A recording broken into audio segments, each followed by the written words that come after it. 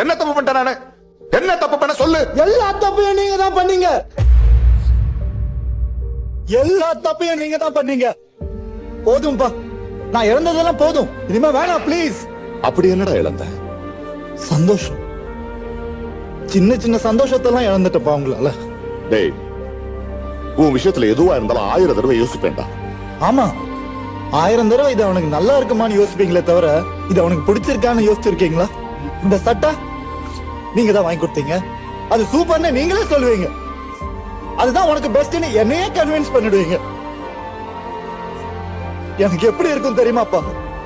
இத கீழ் தெரிஞ்சது எனக்கு இது பிடிக்கலன்னு கத்தணும் போல இருக்கும்பா. ஆனா எனக்கு ஒரு ரிக்வெஸ்ட் பா, எனக்கு பிடிக்காதது கொடுத்துட்டு நான் சந்தோஷமா இருக்கணும்னு மட்டும் நினைக்காதீங்கப்பா ப்ளீஸ்.